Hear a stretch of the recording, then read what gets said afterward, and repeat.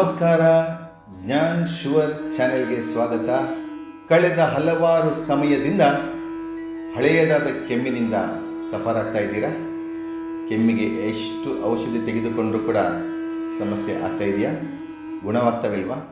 ನೋಡಿ, ಬಹಳ ಸಿಂಪಲ್ ಆಗಿರೋದ ಅಜ್ಜಿ ಮದ್ದು ಇದು, ಮನೆ ಮದ್ದು. ನೆಗ್ಲೆಕ್ಟ್ ಮಾಡಬೇಡಿ, ಭಾಳಷ್ಟು ಚೆನ್ನಾಗಿದೆ ನೋಡಿ. ಯಾಕಂತ ಹೇಳಿದ್ರೆ ಇದು ಎಲ್ಲ ಕಡೆ ಸಿಗುತ್ತೆ. ಜ್ಯೇಷ್ಠ ಮಧು ಅಥವಾ ಮುಲೇಟಿ ಅಂತ ಹೇಳ್ತಾರೆ ಇದಕ್ಕೆ. ಜ್ಯೇಷ್ಠ ಮಧು ಕನ್ನಡದಲ್ಲಿ ಅತಿ ಮಧುರ ಅಂತ ಹೇಳ್ತಾರೆ. ಬಹಳ ಸಿಹಿ, ಜಾಸ್ತಿಯಾಗಿ ಕಹಿ ಇದು ಅತಿ ಮಧುರ. ಅಥವಾ ಗ್ಲೈಕರೈಸಾ ಗ್ಲಾಬ್ರಾ ಅಂತ ಲ್ಯಾಟಿನ್ ನೇಮ್, ಸೈಂಟಿಫಿಕ್ ನೇಮ್ ಹೇಳ್ತಾರೆ ಇದಕ್ಕೆ. ಭಾಳಷ್ಟು ಒಂದು ಒಳ್ಳೆಯ ಒಂದು ಆಯುರ್ವೇದ ಔಷಧಿ ಇದೆ, ಹ್ಯಾಂಡಿ ಮೆಡಿಸಿನ್. ಇದರದ್ದು ಕಾಂಡ ಎಷ್ಟು ಚೆನ್ನಾಗಿದೆ ನೋಡಿ, ಹಳದಿ ಬಣ್ಣ ಇದೆ. ಸ್ವಲ್ಪ ಇದರ ಕಾಂಡವನ್ನು ಹೀಗೆ ತೆಗೆಯಿರಿ. ಅದರ ಜೊತೆಗೆ ಬ್ಲ್ಯಾಕ್ ಪೆಪ್ಪರ್, ಕರಿಮೆಣಸು ಲೆಕ್ಕ ಮಾಡಿ 2 ಸಾಕು, ಜಾಸ್ತಿ ಬೇಡ. 2 ಕರಿಮೆಣಸು, ಸಣ್ಣದಾದ ಒಂದು ತುಂಡು ಮುಲೇಟಿ ಅಂತ ಹೇಳಿದ್ರೆ ಅತಿ ಮಧುರ, ಜ್ಯೇಷ್ಠ ಮಧು. ತುಳುವಿನಲ್ಲಿ ಇದಕ್ಕೆ ತೀಪೆ ಕಡ್ಡಿ ಅಂತ ಹೇಳ್ತಾರೆ. ಗೊಡ್ಡು ಕಾಸ್ಟ್ ಅಂತ ಕೊಂಕಣಿ ಭಾಷೆಯಲ್ಲಿ ಕೂಡ ಹೇಳ್ತಾರೆ.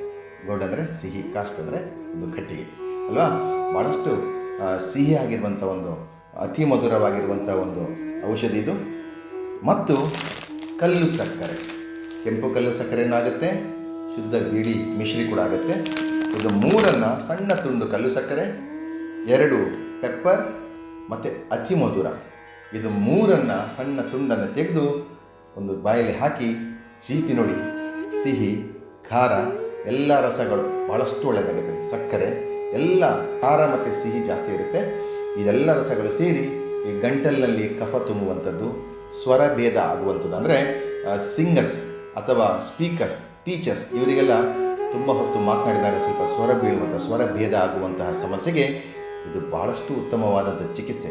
ಹಲವು ಸಮಯಗಳಿಂದ ಕೆಮ್ಮು ಇರಿಟೇಷನ್ ಆಗಿ, ಥ್ರೋಟ್ ಇರಿಟೇಷನ್ ಆಗಿ, ಲ್ಯಾರಿಂಜೈಟಿಸ್, ಫ್ಯಾರಿಂಜೈಟಿಸ್, ಟಾನ್ಸಿಲೈಟಿಸ್ ಅಥವಾ ಬ್ರಾಂಕೈಟಿಸ್, ಈ ರೀತಿಯ ಸಮಸ್ಯೆ ಉಬ್ಬಸದವರಿಗೂ ಕೂಡ ಭಾಳಷ್ಟು ಒಳ್ಳೆಯದಾದ ಒಂದು ಚಿಕಿತ್ಸೆ.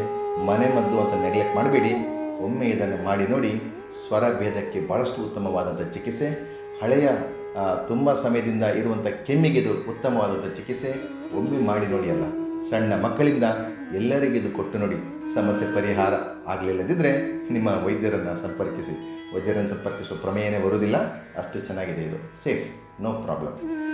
ಈ ವಿಷಯವನ್ನು ಕೇಳಿದ್ದಕ್ಕೆ ಧನ್ಯವಾದಗಳು. ಮುಂದಿನ ಹಲವಾರು ವಿಷಯಗಳೊಂದಿಗೆ ಮತ್ತೆ ಭೇಟಿಯಾಗೋಣ. ವಂದನೆಗಳು.